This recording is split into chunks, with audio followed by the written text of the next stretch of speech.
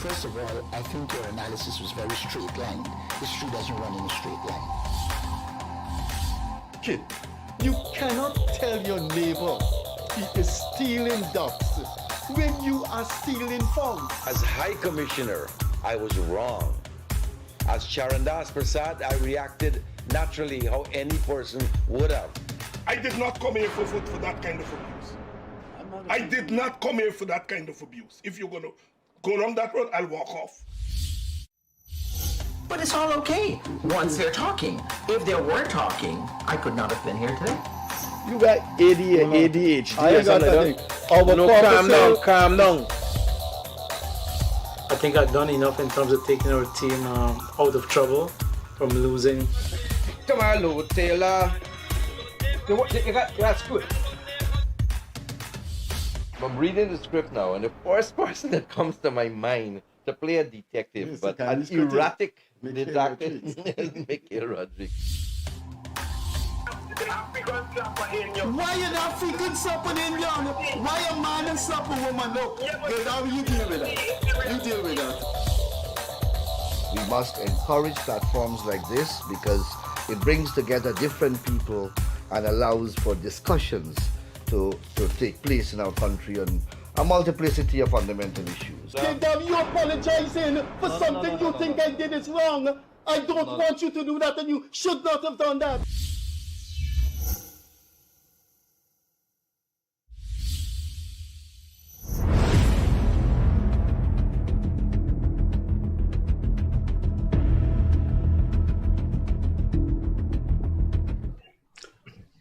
Good evening, a pleasant Monday evening to you wherever you are. Good morning, good night, good afternoon. This is the Freddie Kissoon Show. Interestingly tonight, co-hosting the program is one of our guests who's been one of our guests the past 2 years. He's co-hosting the program with me tonight. Leonard Craig is here in the studio sharing the console with me.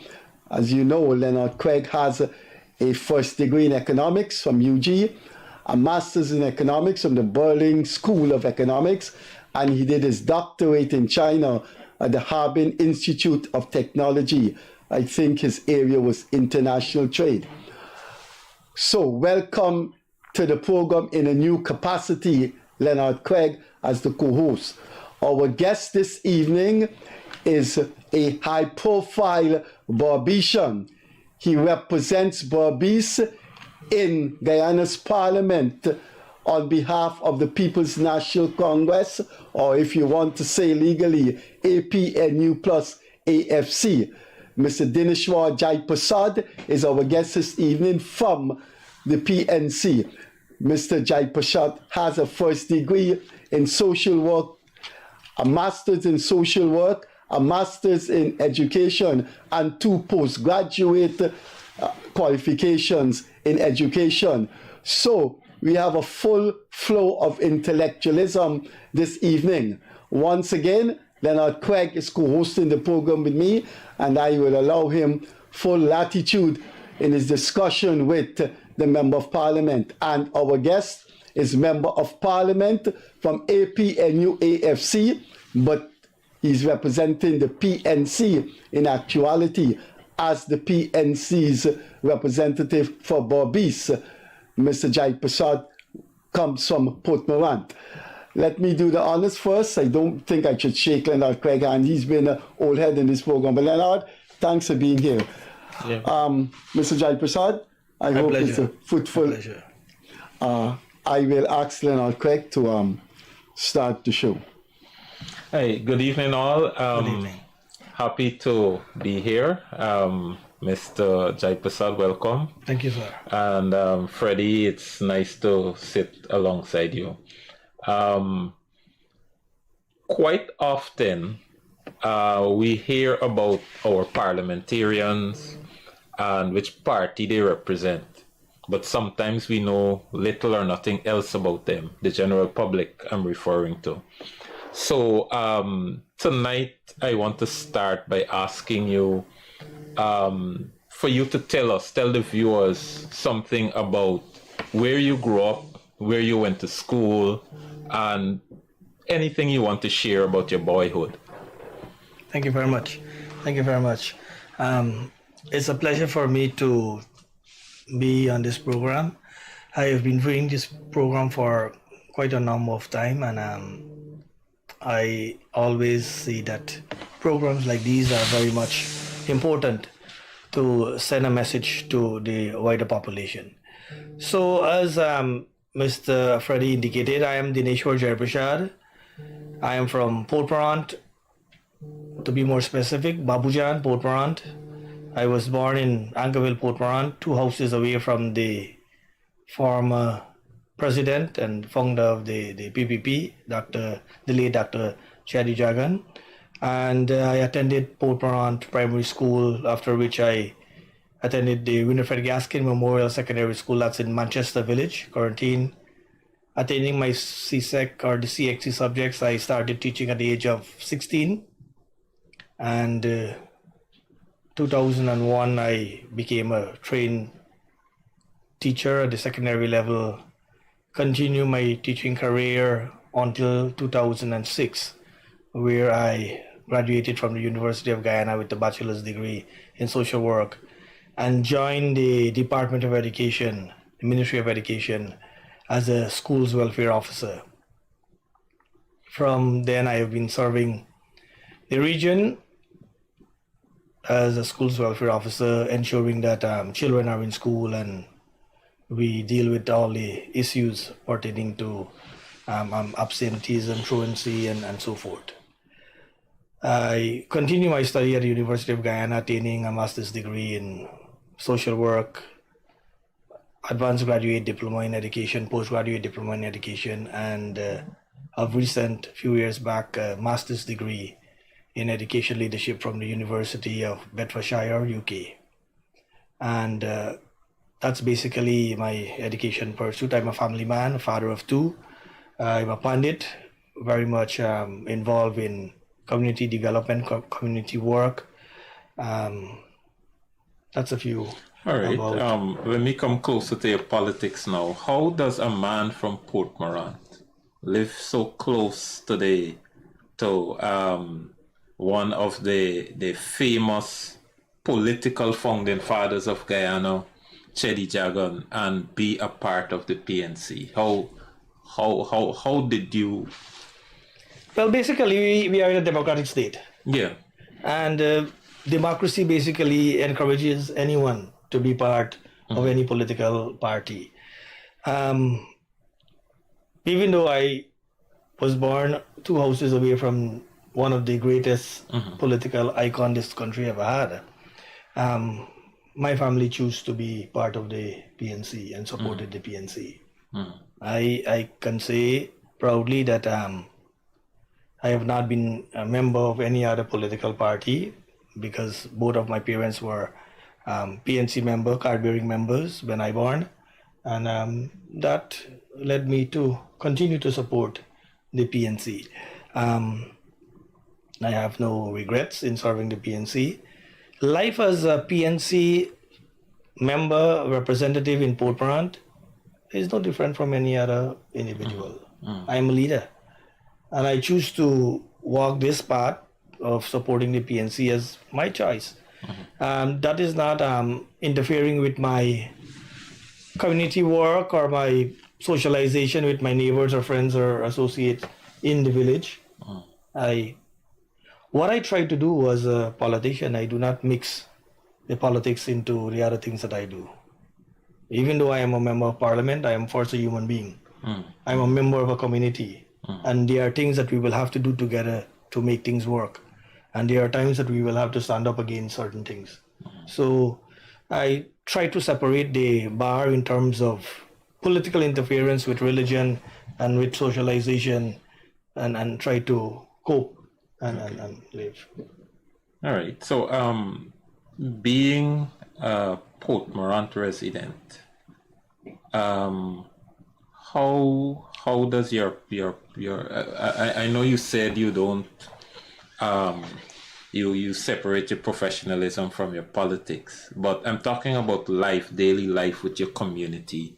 How do people react with you, especially during that election period when tension is raised and your love for party, you know, pushes you to even do or say irrational things? How does the community interact with you around that time?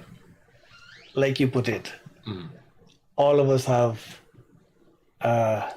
what should I say, our uproar of feelings and emotion every 5 years. We are all human beings, and the personal is political. All of us favor our own party. There are times that you will hear a few slangs and some comments that might not be too pleasing to you, but that is how we have to live. It is my duty to put up my poster of the PNC or the AP and UAFC, and next to my poster, my neighbor, friend, colleagues will put up the PPP poster. That's how if you go through Babujan right now, you still have some few little stickers there on the post that indicate AP and UFC. And we are free to operate. There are times when the boys will take a few drinks, and there are times that, you know, certain issues, we will have an exchange of words, but we live together, basically, I would say. Fair enough. Well, I've had over 58 years of experience. It is worse when the guys come out the rum shop. It is worse. I have had some drunk men passing. They're right in front of your car, and you get some serious cussing down.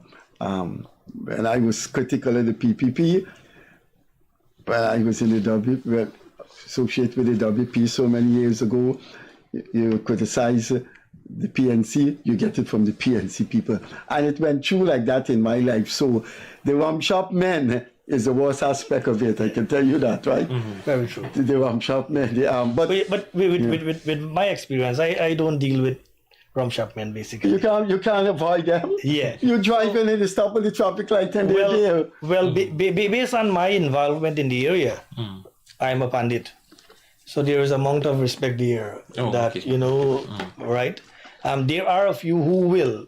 We have had that. I have had that experience. That's human nature. I experience it all the time. But sometimes we smile.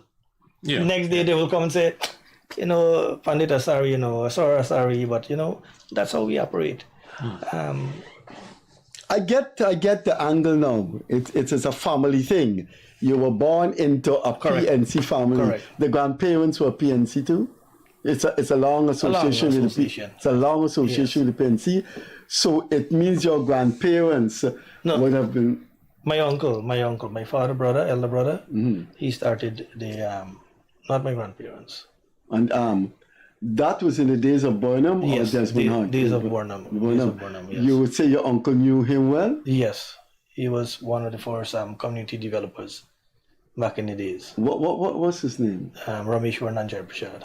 Okay, because I know there is an autobiography by one of Ghana's most famous journalists who became a lawyer, Oscar Ramjeet, and he's from Berbice. Berbice, yes. And I wonder if you ever mention your uncle's name, because you talk about all those Indians that were part of the PNC.